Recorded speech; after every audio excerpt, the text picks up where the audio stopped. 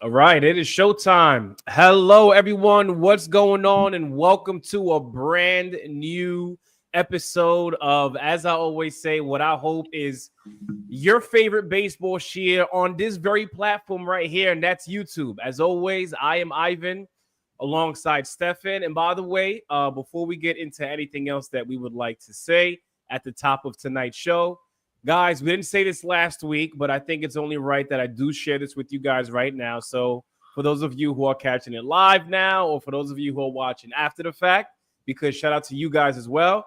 But last week was Stefan's birthday. So, if you guys heard that, go ahead and leave a comment down below wishing him a very happy birthday. We actually had a good time, I would say, over the weekend, and I'm sure he's going to want to share some of that and as well as what it felt like for him. But we're back. Shout out to all of you who were waiting for tonight's show because, as always, we were waiting to, be on the mic. As always, right? Mondays live at 9 p.m. Here we are, Stefan. How are you feeling? Let the people know what the weekend was like for you. Because it was big things happening. Oh yeah, I feel good, man. I'm grateful. I think that's the best word to use is I'm super grateful. I had family and friends, and you pulled up. It was a surprise, birthday dinner for your boy, man. Had more food and we knew what to do with. Cake, and then we left with goodie bags. I was like, yo, help. By the way, which I already finished. The goodie bags are gone, bro. Oh yeah, nah, do the damn thing, nah. So, yo, for long story less long, right? I didn't know that it was a surprise, right? Like I didn't know, like, all right, cool. What's happening right now? Because we ran into one of our other friends, Emilio, who's in the chat sometimes, and he played it off like I'm going to see my cousin. I'm going to see my cousin. This is gonna be. I'm like, all right, cool. So because he lives in the area. Exactly right. He lives in the area. So I'm like, all right, this is cool. He lives in the area. He's going to see family. Yo, so I'm walking in. My brother's outside waiting because my mom had this plan ill time, son. She was like, oh, I gotta look for something downtown. I'm like, so we go. I'm circling the block with her. We walking.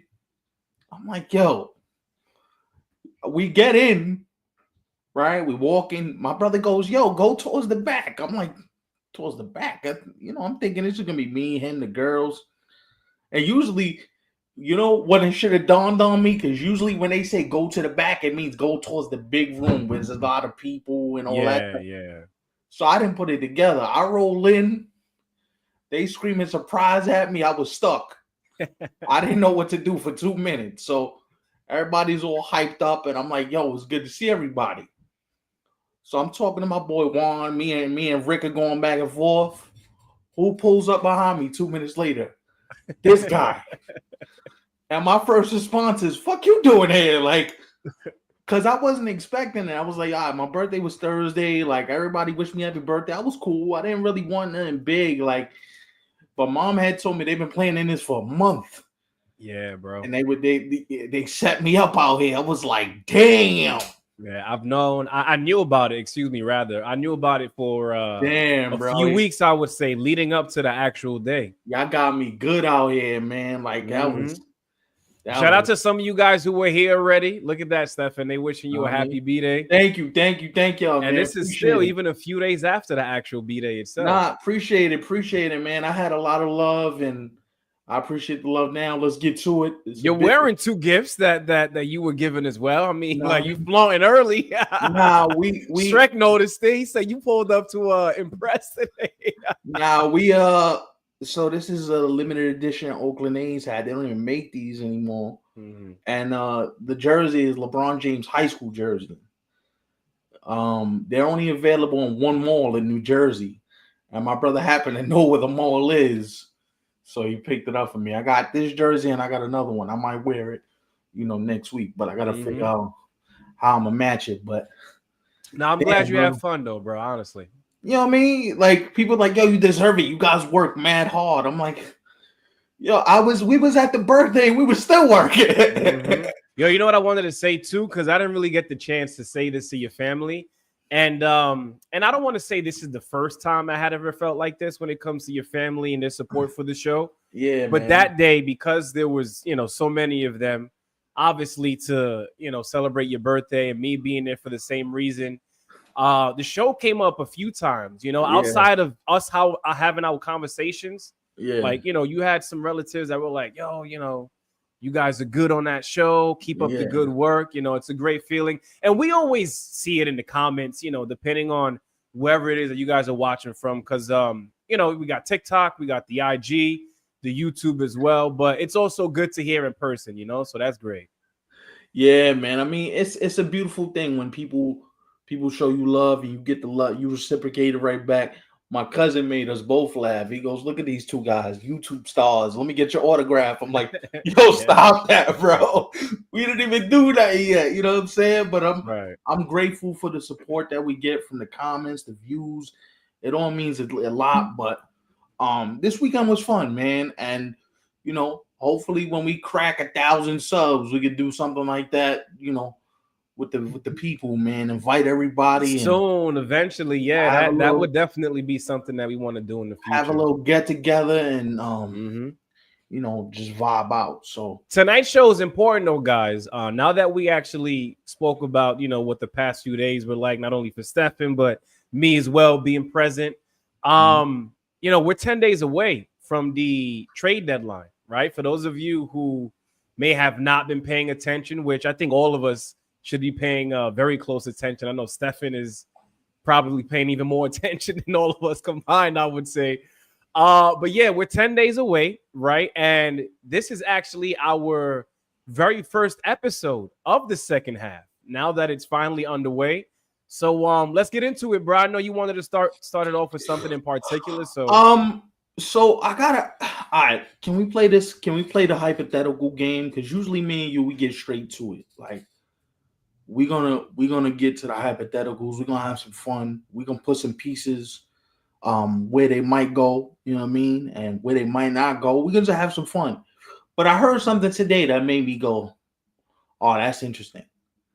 One name that I heard hot and heavy today several times is Mitch Keller in Pittsburgh. I'm gonna tell you this: whoever trades for Mitch Keller, I think is getting an ace type pitcher. And I know that the statistics say he's like 2-11 and his stats aren't that good, but I am a product, and Ivan, you know this. We've spoken about this on mic, off mic. We've had conversations where I believe if you get a guy to come into a situation where you want them to win championships and pitch for something, they raise their game. And I believe his stuff is the type of stuff that you get him in a pennant race and he's going to take it to the next level. Like he's going to pitch better strictly because I think uh his want to is really significant. Like the stuff is amazing. Like I think you gotta sit there and you gotta just watch them pitch because a lot of times you look at the record and you realize the Pirates are really bad. mm-hmm. The Pirates are really bad defensively. They don't get to most balls in the outfield. You got a shortstop playing center field, which leaves you at a disadvantage already. I know Brian Reynolds is a pretty good outfielder. Key Brian Hayes is pretty good at third. Like IKF to me no longer has the range to play a shortstop every day. Like he doesn't have everyday shortstop range. So I'm very curious to see what a package looks like when you get Mitch Keller on a team that is better defensively, can do some things with the bat, score him more runs, and how he settles into maybe being the 2 or the 3, depending on where he goes. Like I tell you where I like to see Mitch Keller. I'd like to see him in Houston with the Astros. Like to me, that's the perfect fit for him. I don't know where you have him, but That would be interesting to him put him and you, alongside Framber Valdez, Hunter Brown. That would yeah, be him interesting. in Houston just makes a lot of sense to me. The thing I wonder with the Astros is do you have the prospect capital to pull that off? That'll be the one question I have. And where do you have him going? Because I have a couple of other teams too, but I don't know where you would have him slotted. Right. Yeah. No, I definitely understand where you're coming from. Because I know you had just finished talking about like the record, and so to be exact, right now he's 3-10, right? Mhm. But I agree with you. Like his stuff is not 3-10, His stuff is nasty. right? And I think Yeah. when you look at the standpoint of who he plays for, as well as if he were able to repeat what he's currently doing on an actual winner, Yeah. now we're not looking at a guy that's 3-10. You get what I'm saying? Yeah. And we Yeah. might actually we might be looking at a guy who might tap into a version of himself that we haven't even seen yet, especially if he's going to be traded to a contender. Now, it'll be interesting to see how the Pirates and the fan base, go about that, because Yep. lately, we've been hearing even Josh Hart, one of your guys from the Knicks, came out and was like, yo, can we like figure out a solution to get Paul Skeens out of Pittsburgh? And while we understand at this point it's probably not going to happen this year, Mitch Keller being on the move just makes things even worse, And I don't want to make this all about Paul Skeens, because ultimately the Pirates as an organization have to operate in a way that makes sense for them, whether it be now or in the long run, which is why Mitch Keller being one of the hottest pieces, I would say, in my opinion, on the trade market is a no-brainer. But I do like the pick that you said there. I'd like to see him, and I don't know if this is something that they get done, but I could definitely see him being in Boston as well. I think he'd look good wearing a Boston Red Sox uniform. That'll help them a lot. Yeah. There's another team that's in the division that I don't really think this happens, but it's more so because, and we've talked about this on the show before, the Cubs need pitching, right? Like when you look at the lineup and the way that it is, I don't think they need any additions there. I think anything that they need in terms of wanting to take the next step in the National League is to make sure that you acquire some pitching at the deadline. But like I said, I just don't think Mitch Keller ends up there. But the Cubs are another team who I could see, Well, the Cubs have the type of system where I know we don't make interdivision trades most times because general managers are like, they're squeamish when it comes to, I don't want to trade in division. That looks kind of crazy. But I'm like, if the Cubs got the best deal for you, guess what? You're going to Chicago, my boy. If the Cubs put the best deal, because this is what it comes down to, right? This is why I think deadlines are good. Now, you can argue whether the deadline should be further away or closer before the All-Star game. That's up for debate. But you can't say that the deadline doesn't work. The question I would have is, if the Cubs are the best team to get a deal done, Ben Cherington, you in no position to say, I don't want to trade him to a division rival. You get the best package you can get. And if it comes from the Cubs, that's where he's going. Right. Also, something to keep in mind, too, because I'm very big on this. You know this, Ivan. We talk about this all the time. Years of control means a lot. He's not a free agent at the end of the year. So whoever trades for him, if he does get traded, if Ben Cherington and his staff are able to put a package together where he gets traded, there's a chance that you're going to have to give up a haul. One of the people that cover the Pirates for the Post-Gazette, I know his last name is Hines, but this brother had him coming to the Yankees, and I was like, that's an interesting fit. However, here's the question I have. Does Cashman, one, want to give up the prospect capital needed to get a guy with multiple years left? Right. Two, how does he handle New York? Like, we could sit here and say the stuff is good because me and you both agree. His stuff, I don't care what the record says, his stuff is elite level, right? Pitching in Pittsburgh and pitching in New York for a winner, that's a bit of a dicey proposition. And so I wonder where, Pittsburgh wants to get the best package. And not that this matters, but you wonder where he wants to go.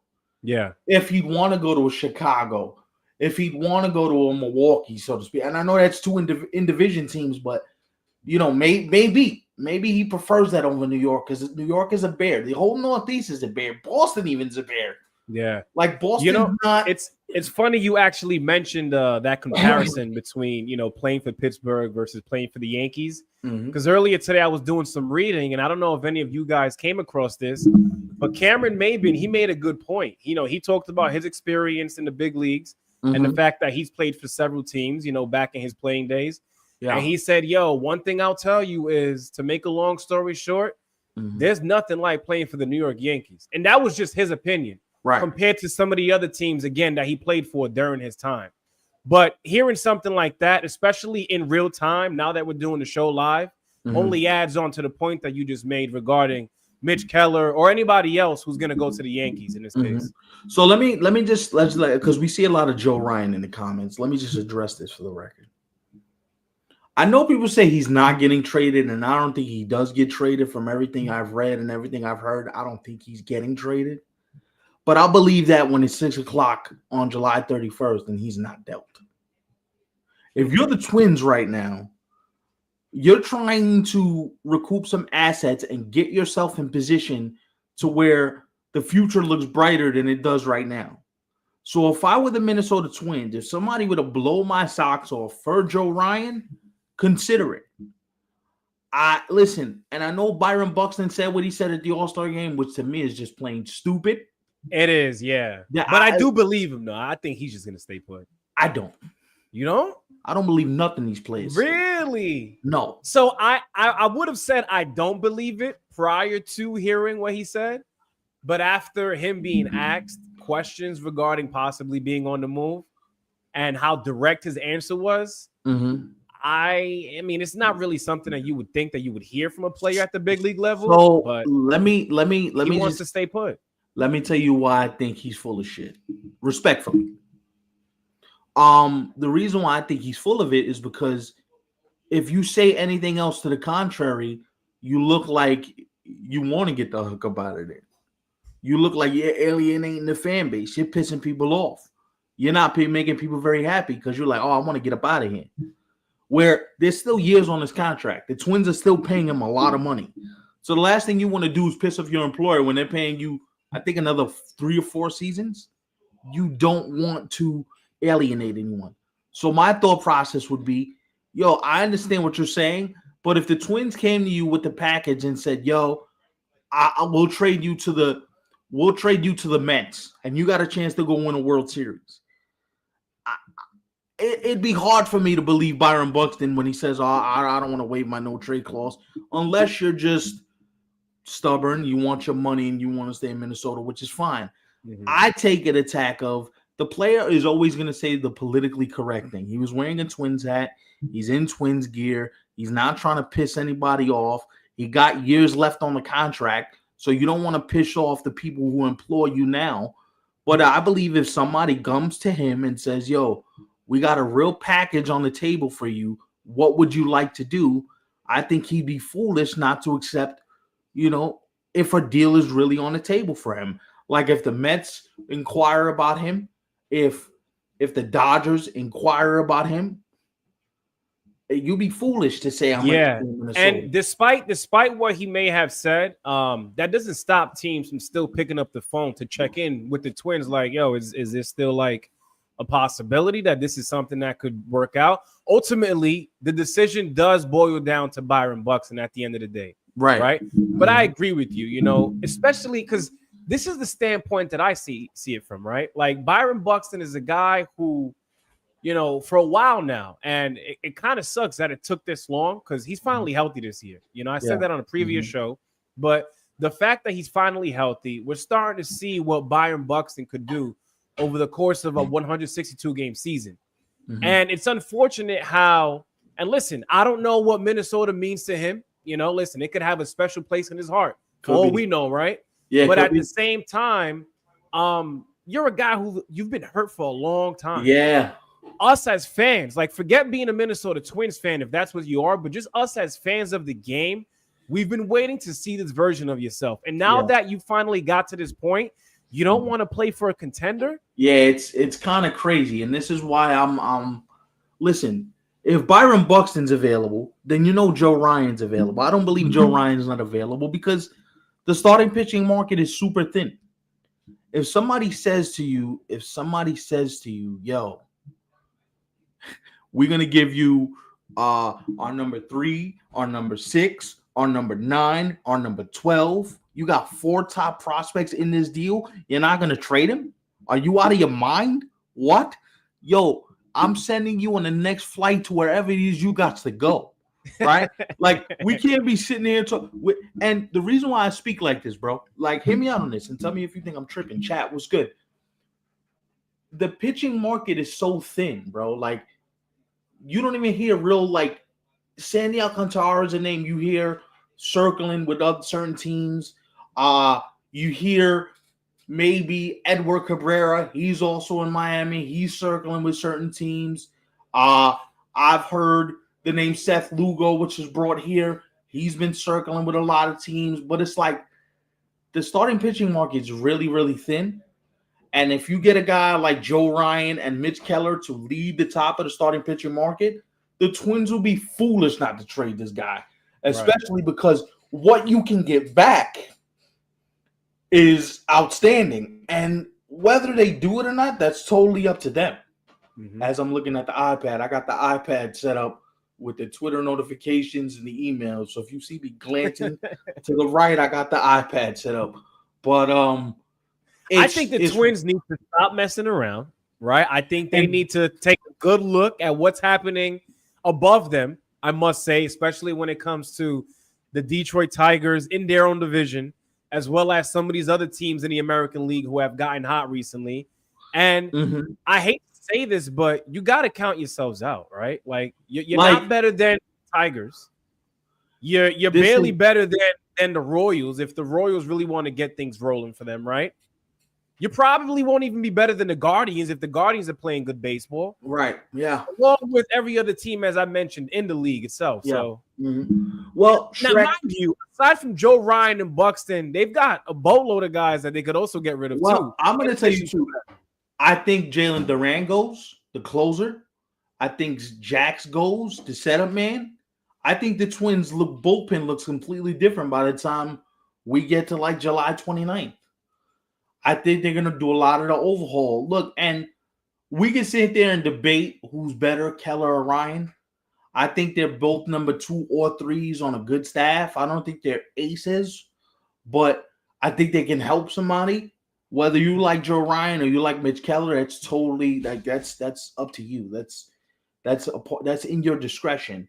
Me personally, I want the guy that's throwing 97. Like, I want the guy with the upside play. I want the guy that got the stuff. To me, Mitch Keller's stuff seems more dynamic. Where if you watch Joe Ryan pitch, he kind of lulls you to sleep. A lot of off speed. He gets it up there. I think he throws like 95, 96. But there's something about when Keller pitches, the stuff is just nasty. It's nasty. And so wherever you go, for me, you can't lose. Like, you can't lose either way. But I'm going to send a little message out to somebody right now. Arizona, do yourself a favor and lose the next 6 games. What the hell are y'all doing out here turning in a home run derby, smoking the Cardinals this weekend? I'm like, yo, somebody want to tell them you ain't. Come on now. What we doing? By the way, speaking of Arizona, I read earlier today, Eugenio Suarez, I think he won his 4th Player of the Week this year alone. That's 4 in this year. right now, because Arizona's bad. If he was on a better team, he'd be in the discussion for National League MVP. Yeah. He really would be. I'm gonna break Yankee fans' heart. I don't think he comes to the Yankees. I just think there's too much competition out there that's gonna put a package together that's a little better than what the Yankees would be willing to offer. I got Eugenio Suarez going to Detroit. Ooh, that would be huge, man.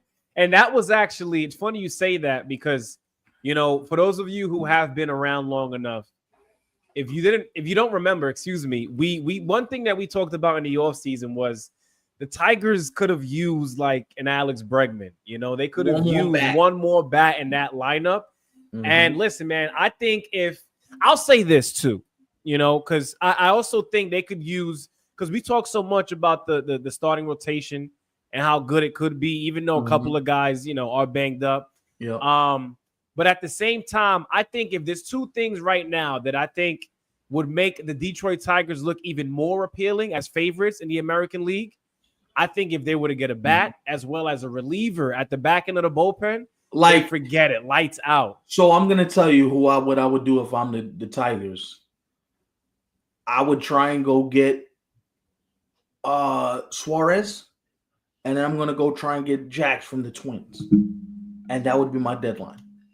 To me, that sets you up. Yeah. That sets you up to do something spectacular in the postseason, because I think the Tigers are one impact bat away from being really, really, really, really, like, when you look at the lineup in the postseason, you're gonna be like, holy shit, we gotta Right. deal with Riley Green.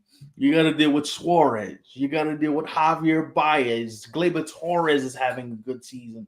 Gary Carpenter, we know, can hit home runs in the playoffs because Emmanuel Clase, I don't think he's emotionally recovered from the Gary Carpenter home run he gave up to Carpenter in the playoffs. So it's that Tiger lineup. They just screaming for one more bat, and I want to see if that front office has the stones to say, you know what, we're here.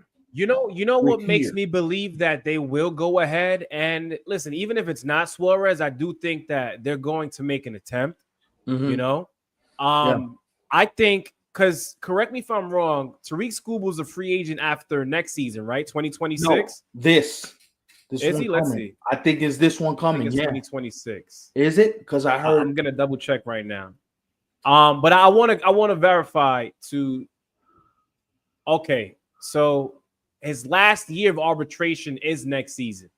So it's next season. Yeah, next season is his Okay. last year of arbitration. So So I say that because I strongly believe that the Tigers, they between now and the end of the 2026 season, I think they're gonna try to do whatever it takes to try to make sure they either get to a World Series or win a World Series, perhaps, while they still have Tariq Skubal. so Because here's once he's no longer in your starting rotation, I think things change drastically. they And changed. that's a lot of credit to both the Tigers for being able to have a guy like that on the team, and of course Tariq Skubal and his skill set. This is why me and you, we used to talk about this. We talk about this with like our friends, and we bring it up in casual settings. I'm the extension guy. Before they bubble, yo, here's an extension, 10 years, 300 million on me. We believe in you. Here's your bread. Because now it's too late. Now he's looking at your 10 years, 300 million. Like, yo, I'm about to make 450 out. You know what's funny too? That's a great point because if you look back at the run that they went on last season, especially, how were you not waiting at his front door when you got eliminated? Like, So honestly, I would have been right there no, with but the check, like, yo, sign. forget about all that. What I would have did was before last year even got started, yo, here's a team-friendly deal, 10 years, 315, 320, 32 million a year. It puts you right in the, you in the conversation with the Coles, you know what I mean? You in the conversation. Max Fried just got, I think, 31 million. So you in the middle of that, right? Like you're right there. And I don't know if he takes it, but that's why you got to be preemptive with these things. Because now he's looking back at you like you're 300. I might get 450, 500 if I wait it out. Do you think his love for Detroit shows in some way where he allows what many would call a hometown discount? No. And here's why. Because you got teams that would give up limbs to pay this dude whatever money he wants. Oh, yeah. Now, that being said, I'm going to say something that's a little controversial. If it's me, I'm not paying the fee. I'm not paying it. If I'm a general manager, I'm staying away from him. Really? Especially even if you're a team that's just borderline ready to, You know why? Because I can look at Corbin Burns as the example. I can look at Steven Strasburg as another example. I can look at countless guys who you give contract extensions to that are pitchers that were never able to live up to the hype because they got hurt as soon as you gave them the contract. We're talking about, and we ain't talking about 300 million now. Remember when 300 million was a big thing? Now we talking about anywhere from 400 to 550 million for this dude. Right. That's a different stratosphere of bread. And if I'm a general manager, like I'm holding my breath every time this guy throws a pitch, because it's not like he's throwing just casual 96. He's rushing it up there at 98, 100. He tops out at sometimes. The breaking stuff is nasty. And I'm Yeah. just like, as good as it is, and as tantalized as I would be for it, you you're only paying for maybe a good 3-4 years before the elbow says, nah, man, and craps out, and you're stuck paying him for 6 years, and he's never the same guy. Right. Now that's an arguable point because many people would pay him. Like Buster Only during the game yesterday said that he expects the Yankees, the Dodgers, and the Mets to be in play for Scooby. That sounds about right. Maybe like 2 or 3 other teams as And well, but I'm that's gonna about tell it. you the other team that I would watch very closely is the Phillies. Because Zach Wheeler already told you when this contract is done, which is at the end of 2026, I'm taking it back to the crib. We retiring. You know what I'm saying? So maybe you could get Scuba to go to Philly. But 2027, one more year. I don't know if I'm in love with the idea. How do you feel about it? Because maybe I'm tripping. Chat, talk to me. Let me know if I'm tripping. I don't, and it's not that I don't think Philly could be a part of the conversation with some of these other teams, like you mentioned, Yankees, Dodgers, and Mets. They for sure can, no doubt. But I just think that, especially when I look at the team now, right, and a couple of guys on that team are getting up there in age, right? Like JT Realmuto, he's already like approaching his mid-30s. Harper, for many of us who saw him debut, he's no longer as young as you thought he was, Listen, and that's not to discredit the team, but I just think that they may have to spend that money elsewhere moving forward, if that makes sense. Yeah. This whole third base thing that we've been hearing for the past year or so now, like, is that something that you go out there and finally figure out as well? You finally, speaking of the Phillies, they recently picked up David Robinson, and I like the move, but at the same time, I'm not all crazy about it. And I'm not all crazy about it because it's the Phillies, right? Knowing who the Phillies lost in Hoffman and Estevez in the offseason, why wasn't David Robertson one of those guys who was already on your roster from day one? That's a good point. He came off of a good season last year. It's not like you had to wait to see something, right? Listen, I'm not gonna act like it's not going to benefit them because I think it does help them to a certain extent, but I'm expecting more, and I hope this is not where they stop. See, for me, it hurts them more than it helps them. I'm gonna tell you why. Do you know they're in the 4th tax bracket, which means they pay 110% of every dollar they spend? So, yeah, you say, oh, this contract's only worth, I think they paid them, like 1 year 5.5 or 1 year, I forgot what it. So 1 year $6 million. But prorated, it's 1 year $16 million. The Phillies have to pay an additional $10 million in taxes because they're over the last salary cap. Jeez. And that's for one reliever. So when we're expecting them to make big trades, I'm like, I don't know if ownership's going to be like, all right, I could stomach, a guy with some years left. Maybe Philly does a Suarez because he's a free agent at the end of the year. Eugenio Suarez in Philadelphia would feed generations of Philly fans. Him in that yard with that lineup, that would be a problem. That would be a problem. And listen, look, TD said if Suarez goes to the Tigers, is a problem for me. Not me. I don't play for the Yankees. It's not a problem for me. I want to see. In fact, I actually want to see him go there to see how good the Tigers really can. Right. Yeah, it's not a problem for me. I'm not paying the check. You know what I'm saying? If it turns out that he goes there and they win a chip, then we're gonna have a lot of Tiger content here on this channel because at the end of the day, I kind of want to see somebody new win the championship. Like, it's good that the Dodgers go. By the way, the Dodgers, you want to talk about free for all? Jeez, what is it? It's like I read a stat with it. It's like they lost like 13 of their last 17. They're really bad. They really scuffling. And who else is not making it any easier for them too is Mookie Betts. Like Mookie Betts is like horrible. Looking nothing close to the Mookie Betts that we've fallen in love, for as long as he's been in baseball now. His batting average is like 240. His OPS is in like the 600s. Yeah, I was looking man, at it's tough. Mookie's numbers the other day. I'm like, yo. And I really want to know whether he's dealing with things in his personal life. I seen some comments as well, and I don't know if these people were Dodgers fans or not, but a lot of people said maybe actually putting him back in right field and going back to what he's known all along is maybe something that could benefit him as well. Now, I know that's more focused on defense, but maybe, right field is what feels like home, is where he feels the most comfortable at. I'll take it a step further. I think he's still dealing with some of the illness he dealt with when they were in Japan. Because remember, he lost a crap ton of weight. He lost like 25 pounds in a week. So you don't know where his strength is. You don't know if he's all the way back. So you think he's still trying to get back from that, right? You don't know if he's all the way back. You don't know what his body's feeling. You don't know any of this. And for us to just speculate, maybe his shortstop, maybe it's his body just like, all right, bro, not this year. We could get through it, but I'm not going to be as productive. And like the one thing that you always realize is, money doesn't buy you rings. It's nice to have it. It puts you in position, but it can't guarantee you're going to be healthy.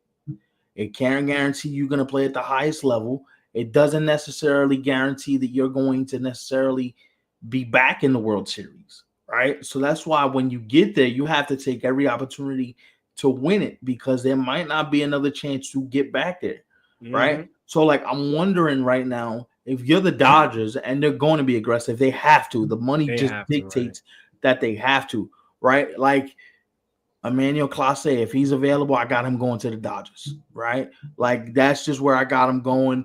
I got the Dodgers trading for, I don't know if this sounds crazy, but I got the Dodgers trading for Luis Robert because they're looking for an outfielder, and maybe him in LA rejuvenates them, warmer weather, a lot more Latin presence. Maybe he, maybe Puig picks up the phone and goes, you're going to love it there. They're going to win. They'll treat you well.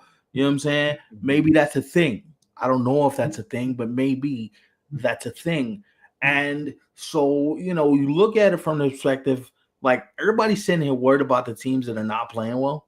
Like the Dodgers are not playing well. But you know who I'm most upset with right now? The Giants. You went all in. You got Devers. You did all that. And you've been hot garbage. Since you got Rafael Devers, you've been hot garbage. The Dodgers are literally practically handing you and the Padres the division on a silver platter, and you guys just continue to take a poop with your pants on. Right. I don't want to curse too much because, there might be kids watching this. We don't know who watches us, but you continue to pee your pants. Pee your pants. Consistently just... All right, Mom. Bro, the toilet's right there. The toilet is right there. Go lift it up and go do what you got to do. Now I think, speaking of the Dodgers and the way that they've been playing lately, I think right now more than ever, especially when you look at the fact that the Dodgers are not fully healthy, right? When it comes to guys in their lineup, when it comes to the starting rotation, obviously guys are starting to come back. Glasnow's back. I think Blake Snell started a rehab assignment, so he'll be back shortly as well. He just started one yesterday. But now that they're playing as bad as they've been playing, if you're the Padres, if you're the Giants, you got to capitalize on this, because once things start to work in their favor, it's a wrap. I think they're going to run away with it until the very end of the season. And this is the thing. Like, if you're the Dodgers and the if you're the Padres and Giants, you got to be kicking yourself square in the rear end going, damn, bro. They literally spotted us 17 games where they were atrocious, and we picked up 2 games. How's that even real? Milwaukee swept them twice in 12 days. But speaking of Milwaukee, coming into, I think, tonight's show, Milwaukee has won 10 in a row, I believe. By the way, Milwaukee's in Seattle right now. That's a fun series because the Mariners are playing good ball. The Mariners. So they're not playing yet, right? They're playing tonight. No, they start in about 5 minutes. Yeah, okay. That's a fun series. Milwaukee, Seattle, that's fun. Pitching. Milwaukee, man, I still have the Cubs coming out on top in that division, but I think the Cardinals for me are now at a point where I think I'd rather go with Milwaukee you're in and Chicago. Yeah. as opposed to the Cardinals. Obviously the Cubs, we've been talking about them since the first month of the season. The lineup hasn't slowed down, Nah. The pitching, hopefully, as I mentioned, earlier tonight, that is something that they may address. They're a team that can use Seth Lugo, a Mitch Keller, a friggin', you know what I mean? I think if Sandy goes to Chicago, shot in the arm immediately. I get to picture Wrigley Field when it's cold and the team's good and there's people here. He takes off. Yeah. He takes off. Immediately he takes off. Because now you're starting, to me, the human element has to play a part in this too. Where like I get it if you want to sit there and say, oh, well, they might not be that good. And I get it. But the Cubs are a few things away. Like, I want to see them go get another starter. I'd like a reliever in the back end of that bullpen to go along with Danny Valencia, who's been just filthy out of the bullpen, throwing C notes every time you turn around. He's been nuts. And then you sit there and you go, does this very team, I wore this on purpose. I wore this get up on purpose. And it looked good, but I wore it on purpose. Who's going to be the team that gets the A's to trade Mason Miller? Because I think we're closer to a Mason Miller trade now than we were at this time last year. Yeah, a lot of people are. I think you were one of them as well, who were vouching for him to get the hell up out of there. But I think we're closer now. Yeah. I think if somebody comes with the like, hey, yo, here's the Godfather package. Know what I mean? You know why I don't like that? Now, I like it for him. And also for the A's, especially if they're able to get a nice haul in return. But I don't like it, especially when I look at the A's now. Like, yo, they got two guys literally neck and neck for Rookie of the Year in the American League. Jacob Wilson. Mason Miller, obviously, going back to last season, a lot of people have fallen in love with him. I would just hate for them to squeak or just mess around with what they have going on right now, because I want to see that. Like, give me at least another 1.5 to 2 years. What I would and say then is, by then, ship whoever you want out of there. But I just really enjoy what they have. They have guys who are exciting. They have guys who are ball players, right? Like, we talk about the two guys right now who are neck and neck for Rookie of the Year. Meanwhile, we also forget that they still have a guy like a Brent Rooker as well in that lineup too. They got some guys there. It's tough because they're actually taking calls on PJ Sears, the pitcher. Sevy's getting calls right now. Like, they're taking calls on a few guys, mostly pitching. And so I'm like, if you're gonna do this, right? Like, here's the hard part. You're trying to move to Vegas. You opened up your checkbook. You signed a few of your guys. You told the fan base in Oakland, we're gonna not Oakland, in Sacramento / Vegas, we're gonna try and put a competitive team on the field. Here's the problem. You also are trying to rebuild a system that is in the bottom third of baseball, right? Now, I know Jacob Wilson's been great. Denzel Clark, I don't know where that guy came from. He's like Spider-Man, jumping over walls, robbing homers. Nick Kranitz, the other kid.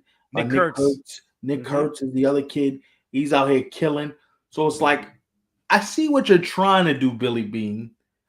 But I also see where you gotta kind of JP Sears is 32, Severino's 31 or 32. He's getting up in age too. He's a little older. I think Severino would be good elsewhere. Because, I look back at something that he said earlier this season regarding where the A's play home games at. He's just not comfortable there. Right. But here's why I'm a proponent of trading Mason Miller, is because you know how relievers are, bro. 1 year is good, 1 year is bad. One bad pitch, he blows out his elbow. What you thought you're gonna get for him, you can't recoup it now, right? That's the tough part of like trying to navigate this delicate balance of, do we trade him? Do we not? What do we do? It's very unlikely he goes anywhere. I'm just gonna preface it by saying that it's very unlikely he goes anywhere. But if somebody comes through with the Godfather package, like if the Cubs say, yo, here's our number 1, 3, 6, and 9, what you gonna do? You're gonna tell them no? If somebody with a farm system says, "I will put this dude on the table," what you gonna do? You can't tell them no. And to bring it to New York for a minute, Before you do that, because I haven't even taken a second to say this at all. We're like 44 minutes in. Yo, shout out to everybody who's here right now. We appreciate it as always. But let's take a quick second to follow us on Instagram, TikTok, and Twitter if you're not doing so yet. All three are at 27nows3C. And for those of you who are watching right now via YouTube live, which is the only way, hit that thumbs up button. It does go a long way. And continue to leave comments in the chat because we also want to get into that stuff. For sure. And before I toss it back to you, Stefan, last but not least, shout out to those of you who are watching after the fact. And if you've gotten to this point, we're recognizing you.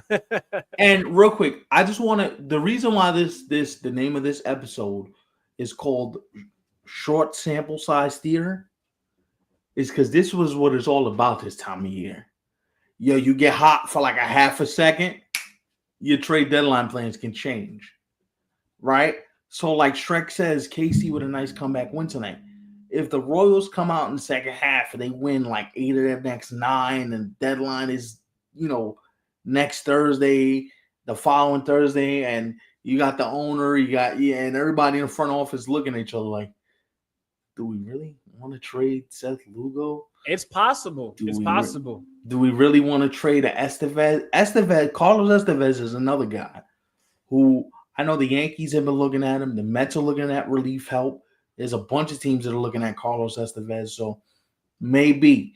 I think players also have it in mind as well, right? Whether you're a guy who could possibly be on the move, or even if you're a teammate of a guy who you've heard his name being in trade rumors, I think some of that stuff could get to you in both a positive way and in a negative way. The negative is more so obvious, but the positive way, what I mean is, so who knows if, like I said, at the top of tonight's show, right? Between now and the deadline, you've got 10 days left.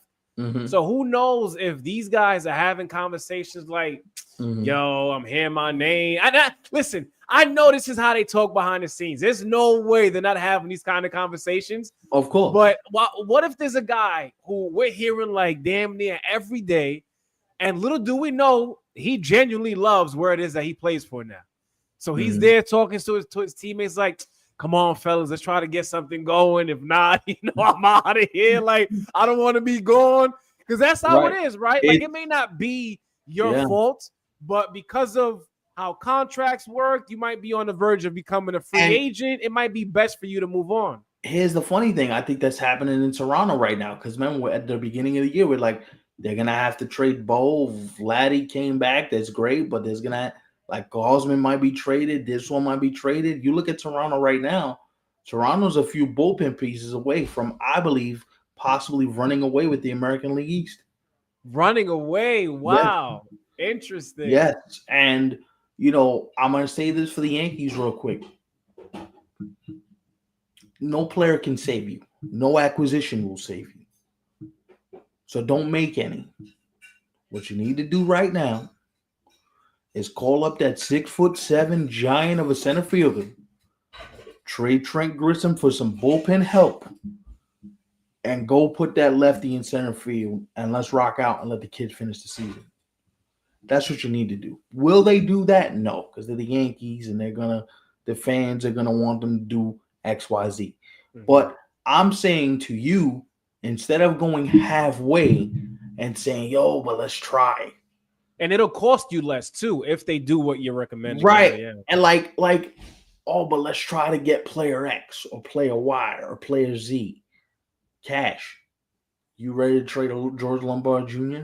You ready to trade a Spencer Jones? You ready to trade a Chase Hampton? You ready to trade a Ben Hess? What are we doing? Unless you're dead serious about this. Is when I knew he wasn't doing nothing. When I heard the comment, "Oh, I'm going big game hunting," I was like, "Cash, you never talk that like, that's not you. You don't talk this way. You're usually very reserved. You know what you're saying to the media. You don't outright say, 'Yo, this is what I plan to do,' right?" That's what gave me some cause to pause and be like, Oh, he's just pulling everybody's chain right now. Yeah, he's baiting. He's baiting the fan base. He's They baiting the media. and this is why I don't believe they have no intention of doing anything, because in reality, here's the reality of it. The reality of it is, unless there's a change of heart from philosophy, which has been in place for like the last 5, 6 seasons, I don't believe there's a realistic way where the Yankees fill all the holes that are needed to put this team into championship contention. Like, you got too many holes. Like, your rotation, like, you need to do something with that. Luis Hill does a nice thought, but I'm not banking on him coming back being healthy and being effective when he's been out for most of the year. I'll cut them a little bit of slack only when it comes to the rotation, because two key pitchers, obviously Garrett Cole being one, but then recently Clark Schmidt, like, that's something that's out of their control, So, but But this adds to why, if I'm the Yankees, you just lost 2 starters. Like Cam Slittler is a nice piece. I actually want to see him develop. You don't develop pitching. That's one thing that the Yankees have not done lately enough, is develop pitching. They usually pay for pitching. So it's that's like, true.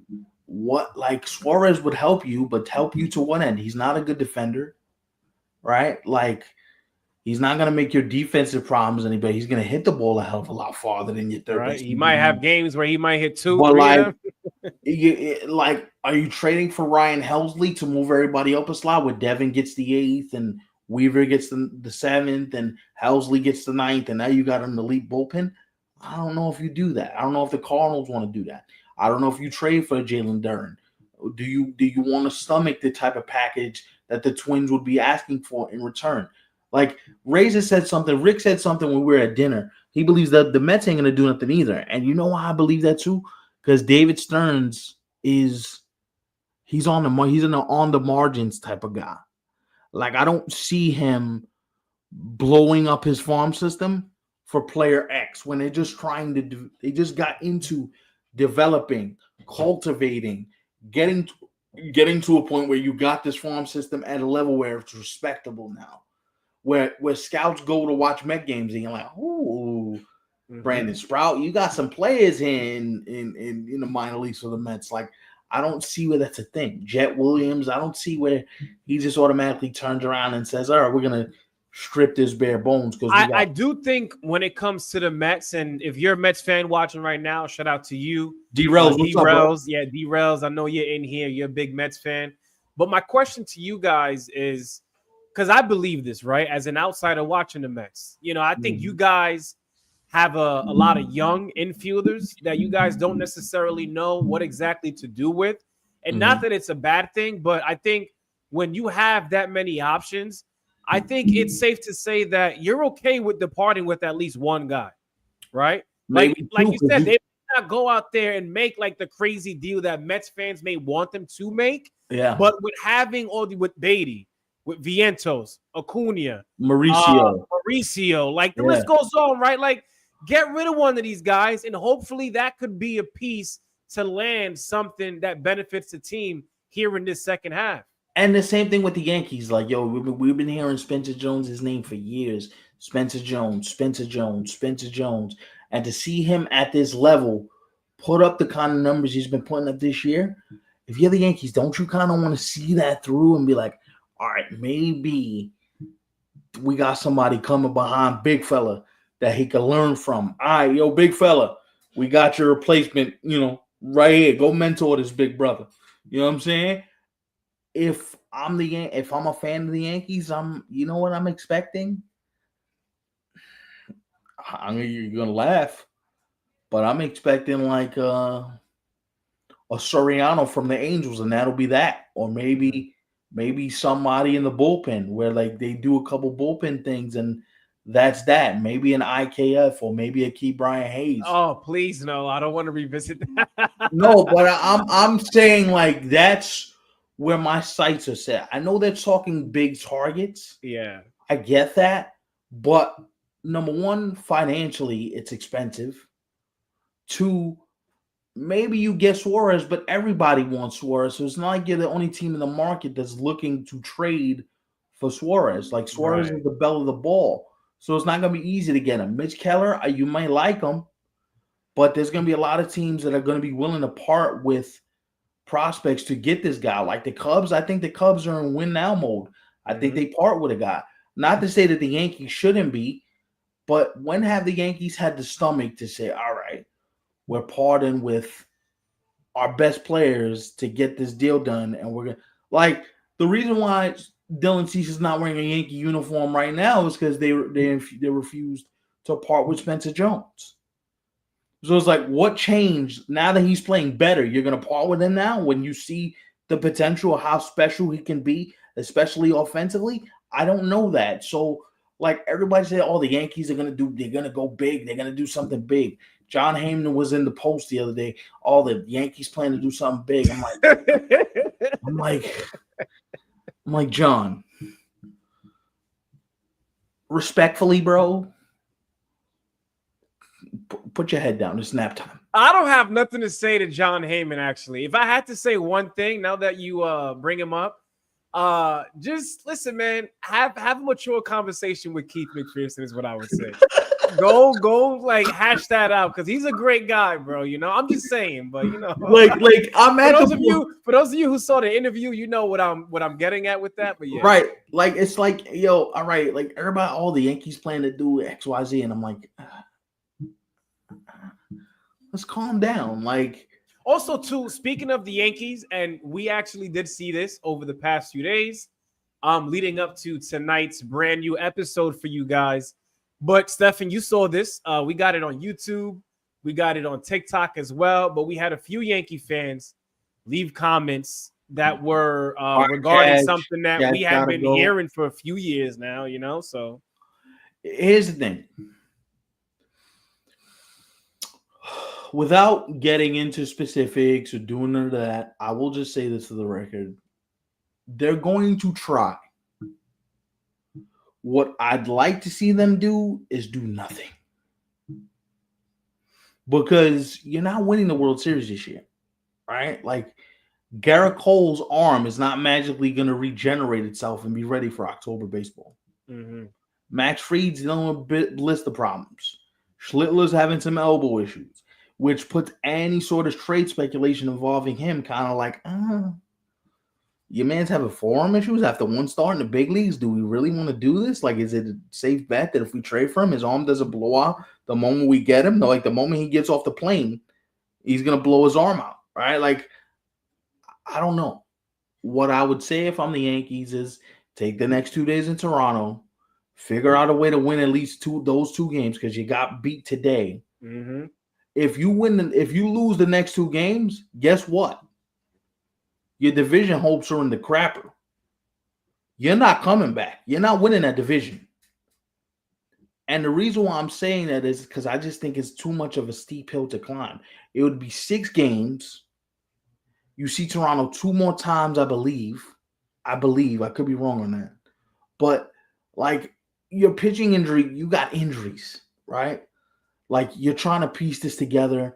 Judge is having another magical season. I get it. Giancarlo hit a bomb today. I understand why you'd want to try. But, like, if Sandy Alcantara's not walking through my clubhouse, if Mason Miller's not walking through my clubhouse, if they're not both walking through my clubhouse, then don't even try.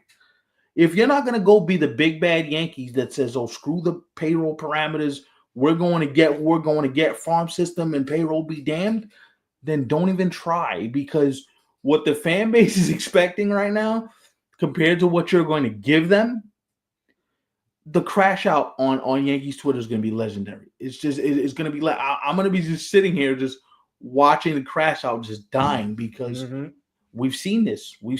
Like, I remember last year they got Mark Leiter Jr. at the deadline. Everybody was all like, all right, there's another move coming, right? There's something else coming, right? I believe they got close to Yandy Diaz, and at the final minute, the Rays pulled out like, we're not doing this. They also were close on Jack Flaherty. Like, they thought they had Jack Flaherty in a Yankee uniform, and then the Dodgers were like, nah, no, you don't. Jack Flaherty, he'd probably get rocked in Yankee Stadium. So it's like, I get the allure of trying, right? I get it. If it were me, though, I explained to the fan base, look, prices were just too crazy. It doesn't make sense for us to invest more financial money into this team when this team is not a World Series contender, right? Like I could have. That's tough. That's tough, especially for those Yankee fans who were ecstatic to finally be able to cheer on the Yankees last year in the World Series, right, against the Dodgers. Right. And I forgot what I was listening to the other day, but there's some people out there who are right back on that World Series or bus train yet again. Now that the It's Yankees made it last season, here's I the know it's crazy because we live in a completely different world. we do, yeah. And I know a lot of these people are accustomed to dynasties and all that stuff, but we have to start to shy away from that So by let now, man. so let me ask you a question, bro, because I've been rambling, but I'm curious to see what your thoughts are. Like, what do you expect them to do? Because I have no expectations for them at all. I'm right there with you. Like I obviously know what they need to do, right, in order to get over the hump, in order to be one of the favorites again in the American League. Because right now, on this very day, what's today? July 21st. Mm-hmm. I think the Tigers and the Astros look like better teams. And maybe if you want to sneak in the Blue Jays as well, you could. I wouldn't be mad at that. No, the Blue Jays are a better team. We're The talking Blue about Jays, right now, you know? the So I Blue Jays, do think that they will do something. However, I yeah. think them doing something could also be seen as settling as well. Right. And here's the other thing that I would say too, and here's the fun part. Um, the fun part would be like the idea that like they get close to something massive and they pull the trigger and they do it. Like you know what this reeks of to me? I don't know if you remember this, but I'm afraid they're gonna do like something stupid, like a Joey Gallo, Anthony Rizzo, like you Oh, know, please no. no, but like that's where I feel like my head is. Like my head is like, yo, they'll do like a fucking how do I put this without sounding like a crazy person, but they'll do like a Sandy Alcantara and they'll do a Marlin reliever, or they'll do like Jesus, they'll do somebody from the Twins, Yeah, or right? maybe they go out and get Ryan McMahon as opposed to Eugenio Suarez, whereas Suarez is the guy who you'd love to have, Like Ryan McMahon and and McMahon is like, one of their relievers in the Rocky bullpen might make sense. Like maybe you do a guy like a Jake Bird or something like that. Maybe that makes sense where you get those two in a package deal. For all the smoke around the Yankees and like all the big name fish, I kind of like the way the Mets are approaching this. Was like whatever comes across our desk, we'll deal with it. But like we're not looking to do anything. Where listen, I just want to be on the record saying this. And Ray, you know, Stefan and I do agree with you. The Yankees will are not not make it to going the to World no, Series they're not this going to year. World Series. But I think next year, and maybe some Yankee fans would disagree with this, right? But no matter what they do now at the deadline, I don't think it's going to be enough to come No, out on top as favorites in the AL. no, And if you would have asked me, if I would have put on my Yankee cap on right now, and if you would have asked me, how much time do you think the Yankees have left to win a World Series with this group? mm-hmm. Stefan, I know you shared with me you thought last year was it, and the fact that they didn't win could be it for them. When But for me, I'm giving 2026 with all hands on deck. Talking right, Garrett Cole back. right, I'm talking Clark Smith. I'm right. talking maybe we see a Spencer Jones in the everyday lineup now moving Maybe, yeah. forward. Mm-hmm. Beyond that, I don't really know what to say when it comes to how they're currently constructed. So I believe in like windows. We were talking about this on my birthday dinner, not to keep going back to it, but like I believe in like windows. We talk about this. So I used to talk about this in school with you all the time when we had to show, Brick to all the other incarnations of the show. I believe in windows. And I believe the Yankees window is like closed, right? So it's like no matter what you do, you may be able only be able to crack the window a little bit this year, but you're not getting to open it up fully, right? And does trading a Spencer Jones make sense? Does trading a George Lombard make sense? Does trading a Flores make sense? Like these guys that you've been cultivating in your system, does it make sense to open up a window half an inch? It's like I'm not I don't know if sure. you ever opened up a window like this for those of you who are watching right now. You ever opened up a window that quickly shut? Like imagine you getting your fingers caught up in there while it's coming back down, you know? You want to Oh be able God. to get in and get out while you can. Right, and it's like I get the idea of them trying to do like I think the Phillies are in the same boat.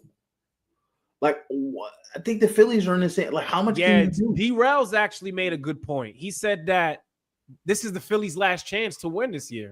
I believe it because it's like how much can you keep adding money to like put something together? Like I believe championship teams are like cars. The moment you take the car off the lot, it depreciates, right? Mm-hmm. Like you got to the World Series last year, that means you put a lot of mileage on your tires. You're trying to get back again this year. That means a lot more mileage on the tires from your pitchers to your players. And that's why ultimately, like, I just don't think the Yankees listen, you know what would be advantageous for the Yankees to do? They're not going to do this because they're the Yankees and the American League is hot garbage.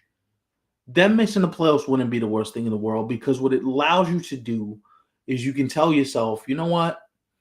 Maybe with a full roster, like you said, you can reset.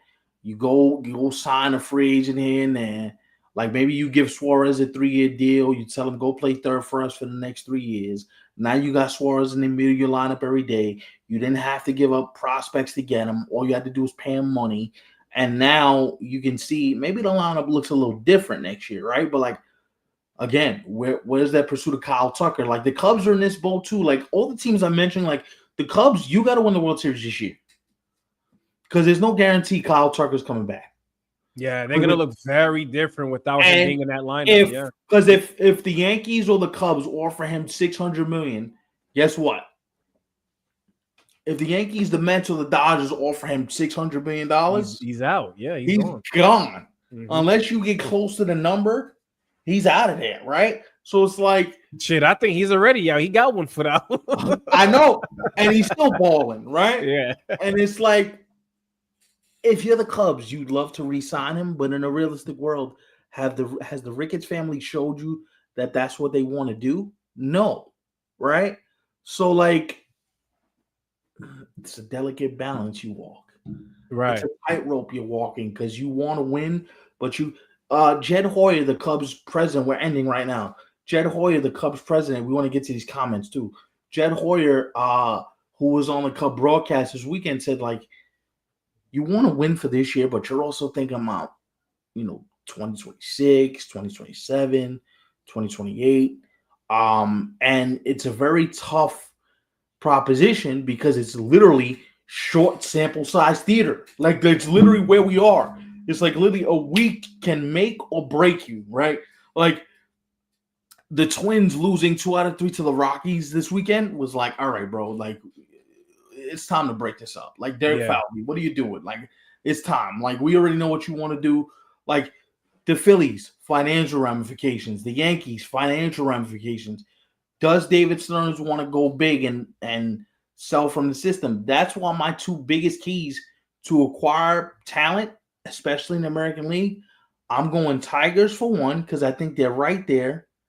And for 2, I think if you are the Toronto Blue Jays, you got to show Vladdy you're serious. You just gave him $500 million. If you got to show him you're serious, so if it means you bring in a Sandy Alcantara, you bring in Joe Ryan's not getting traded, I don't believe.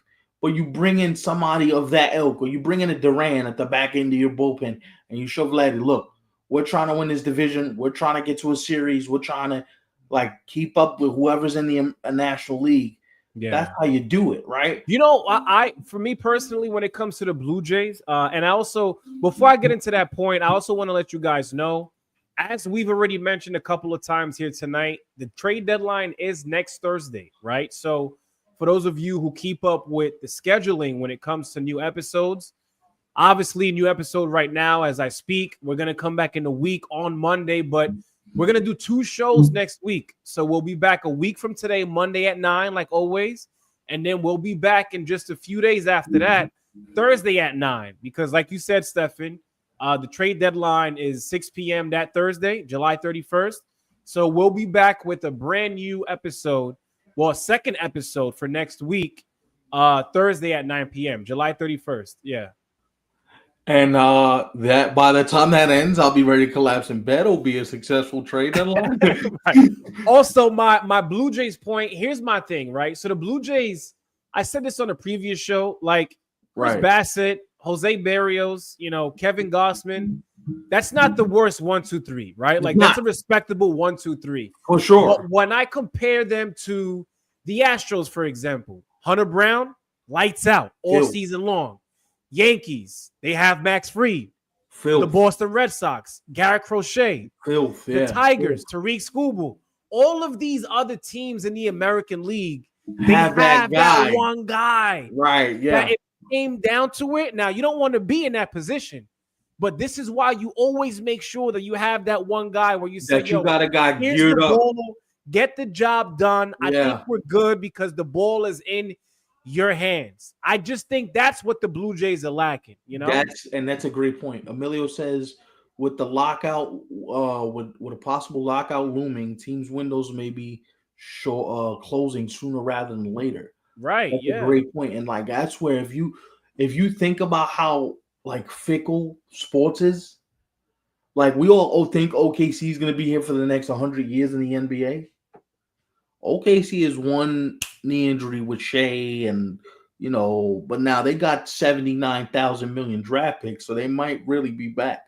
But like sports doesn't work with like, oh, we got a huge window. We got an arc. It's not a movie. Once the window closes, it's done. This ain't fucking Major League. This ain't Charlie Sheen. This ain't like once it closes, it's done.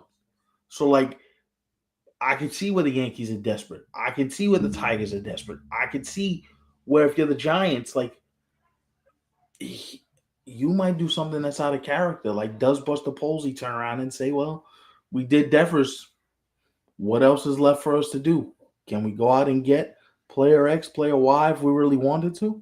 Like the D-backs are done, at least for this year, which is why I don't think they're going to trade everything. Yeah, you say that, and next thing you know, for the next 7 days, they go like... No, they're going to trade a lot, but I don't think because you can't... Like, for me, Merrill Kelly stays in Arizona because you got to have at least one guy to anchor the rotation, even though you're going to be bad. Mm-hmm. Zach Gallen's, I think, a guy that goes. I think Suarez is definitely on the move. I think what also hurts the Diamondbacks is your relief corps is done too. Like Martinez, Puck, all the guys you were looking at the back end of your bullpen. It's tough. It's a tough game. So Emilio says. By the way, speaking of the Diamondbacks, and that's a great point, Emilio. I want to show that comment. Yeah, that's sports great. Are a year to year now. It's year to year. Mm-hmm. Speaking of the Diamondbacks, you heard what happened to Ketel Marte like during the All-Star break? I think they broke into his crib or something. His home was burglarized. They stole a bunch of jewelry. $400,000 was taken from his safe. Yeah, it's crazy. That's crazy, man. Like this dude is out there trying to have some fun, collecting that good old All-Star game check that everybody else was collecting, right? I mean, Jazz Chisholm made it obvious, so shit, we might as well talk about it now, right? We're not wrong. But yeah, you having a good time, and then little do you know, behind the scenes, somebody is at your crib, taking things from you. So snatching shit from the safe, like, all right, that ain't yours no more. So yeah, that's foul. I'll end it with this final point. Yeah, go ahead. I'll end it with this final point because I think it's fun to think about this. Ivan, give me one trade.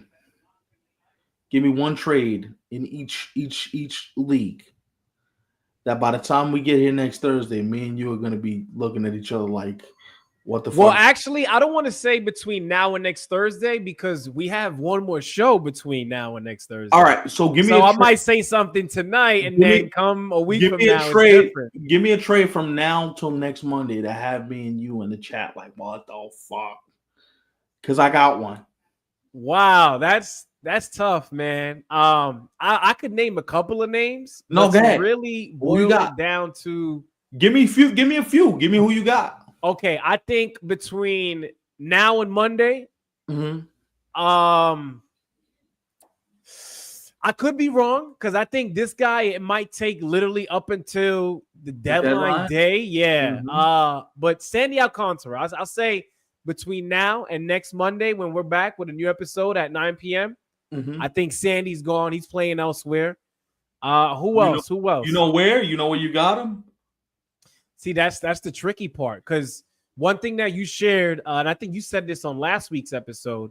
So many teams are in need of some of the same pieces Pitching, yeah. that I could say like, I think he goes here, and then you got like 2 to 3 other teams who come closer. Well, I think if you ask me, I think it's gonna come down to two teams realistically for him.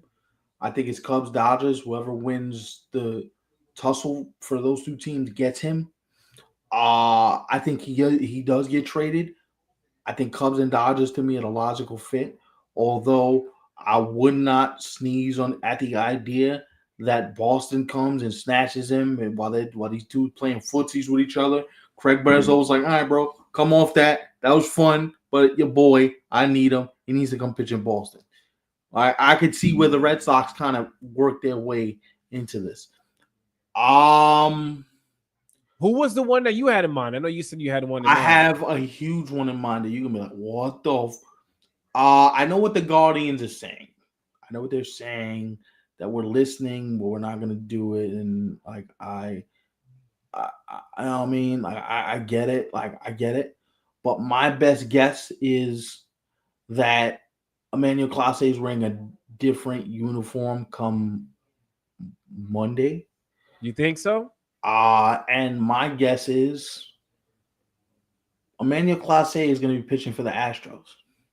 Wow, Yeah, that's interesting. Could you yeah, imagine that Josh Hader and Manuel Clase? yeah. I think if you're Houston, you kind of see this as like the Yankees are meh, like the Dodgers are meh. Like we got a chance to go win one. Like we can't play around. The Cubs are Mm-hmm. really good. Like we can't let one of these guys go to the Cubs because now you're trying to not battle with the teams in your own league, but you're trying to battle with a team that you might see in the World Series. Like you got Yeah, to think, now it's time to start worrying about that. Yeah, you're right. you got to think, yo, what makes sense for us in the long term? Like we can't just think about the American League or National League as in a vacuum. Now we got to start talking about like who might try to go make the World Series grab by the throat now. Like Mm-hmm. that's why I'm. Then the other one I had in mind, which is also kind of crazy, is you know again I don't trust their process, but maybe Cash feels the heat, he feels the steam, he feels his seat kind of getting warm. The fan base isn't happy, but if you're Brian Cashman, you gotta walk out of there with something like Scott. By Monday. Yeah, you got to walk out of there with something. Because here's the thing: the longer you wait, the more the pressure builds, right? Because everybody knows what each other needs. Now it's like a game of musical chairs. Like, yo, I heard you looking for this, but I heard you looking for that, and I heard you over here. Like everybody got scouts at everybody's like games. Right? Could Like it you makes imagine like teams like reaching out to a team who has something that they're in need of, and you hit them up like, "Yo, I just finished speaking to such and such. They told me I wanted this. All right, well, what if I jumped in and offered you this?" Like, I can only imagine what these conversations are like. so funny story, right? Like Jed Hoyer was like there's been stories. There was a story in the Athletic about like deadline deals. There was a story about how both general managers, two different general managers, wanted the same player. And they were both on phone calls. One, the assistant GM had one guy, and then the GM had the other guy. And they were literally like exchanging proposals with them both on the phone. And it's like, bruh, That's wild. whoever gives us who we're looking for first, that's where he's going. And it literally got down to like the final minute of the deadline. And I believe it was Jack Flaherty. I believe the person they were talking about was Jack Flaherty because I believe the Tigers had thrown in something or the Dodgers had thrown something in there that the Tigers want. I think it was Trey Sweeney. They threw Trey Sweeney in there, and Jack Flaherty was a Tiger because they were trying to get the Yankees to come off of Roger Arias and a couple other things, and Cash was like, all right, I think we're getting close to something. Where like the framework was figured out, like they were getting ready to send the paperwork to Major League Baseball, and Andrew Friedman at like the last possible second, who was holding off, says, all right, let's do it, pull the trigger, do the deal. And Cash was like literally holding his phone going, yeah, we just traded him to the Dodgers. So like it happens. Mm-hmm. So I'm wanting to see who's going to be the GM that's left standing in this game of musical chairs. Because I think it's going to happen. It's just a matter of who has the stomach to like, all right, bro, short sample size theater. This is why the drama is going to build all the way till next Thursday. And you might be right. We might get nothing from now till then. But I say that to you jokingly. And by the time I see you next week, the world as we know it is changed forever.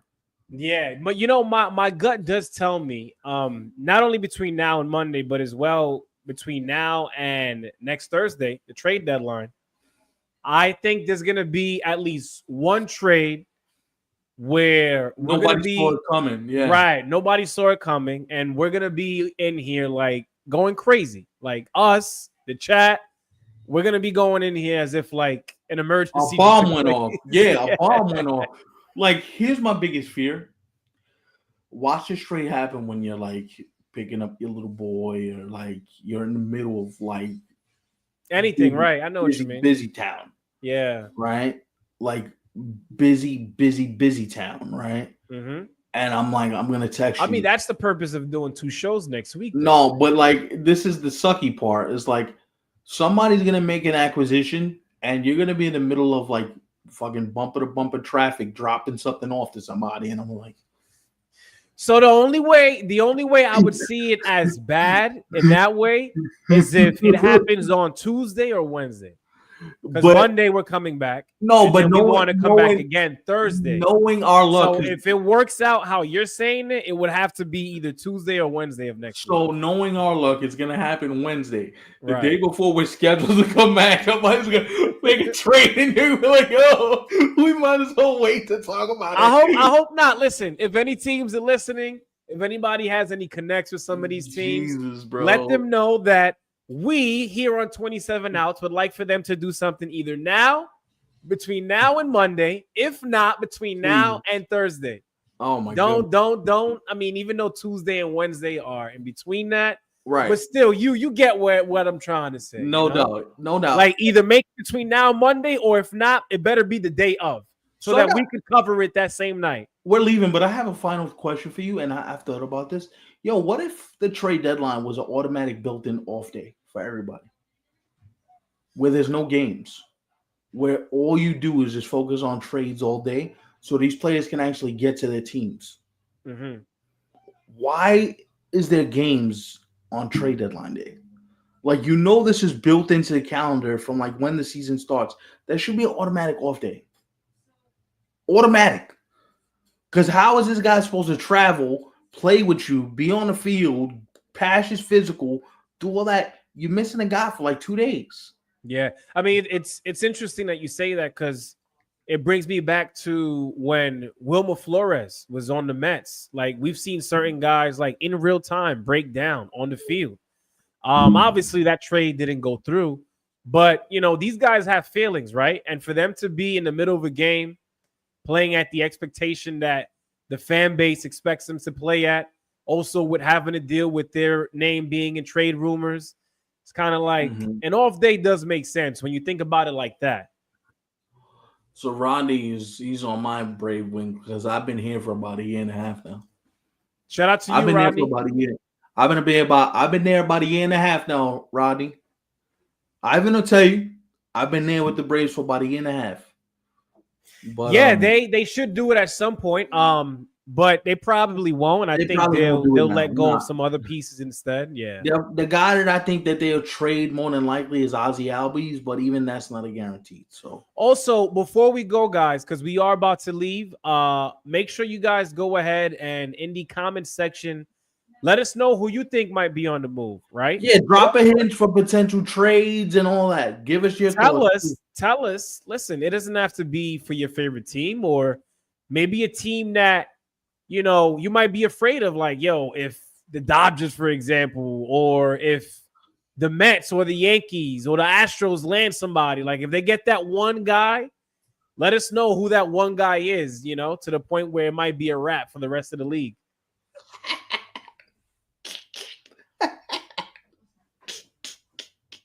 That's funny. Instead of the All-Star game, make it a trade down and play. That's too early. They'll never do it that early. Mm-hmm. They'll never do it that early. If you said August 15th, maybe, but not July 15th. August 15th is so late, though. At that point, what's the point of even making trades? The season's over in a month and a half. No, but they used to do it that late back in the days. That's crazy. That's a little too late, bro. They honestly. used to do it that late back in the day. Yeah, because even the midway point of the season, I would say, is fair. Some people don't really like it, but I think it's fair because at least you've played half the season with what you have leading up to that to determine whether you want to stick with that or make some changes moving forward. Yeah. Anything beyond that moving forward, like later in the season, that's you might as well not even have it. Just put it in the off season. Yeah. We're gonna get to some of these comments and then we're out of here. Races. The Yankees are not going to the World Series. We read that. Not coming back till June. I think he's talking about Clark. Rodney with the funny comment here. I think we've gotten to most of them. Yeah. So all right, guys, we're gonna head out. We'll see you guys next Monday for sure. And hopefully from now till then I can get a semblance of sleep. Because we're gonna put a poll question up in the chat. I want to put a poll question up. Over on hours I sleep from now till the trade deadline.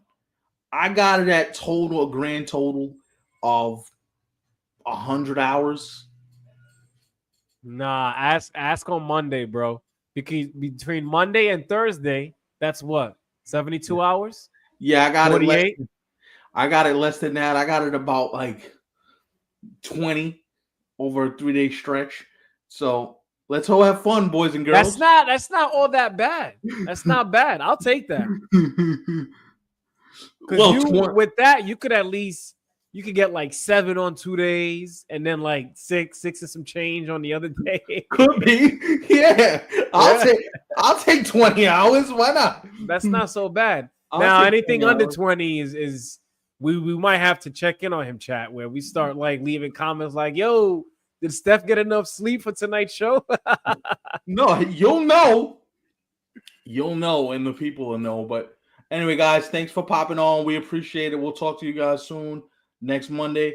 Ivan, you got any final words before we get on out of here, bro? Nah, that's it, man. Just like you said, we'll be back next Monday again at 9. And then, as I mentioned earlier tonight, you guys will get 2 shows next week. So make sure you stop by next Monday and then come right back here on Thursday as well, because we'll be here yet again. We ain't got to go home. Well, we got to get the hell up out of here. So peace, y'all.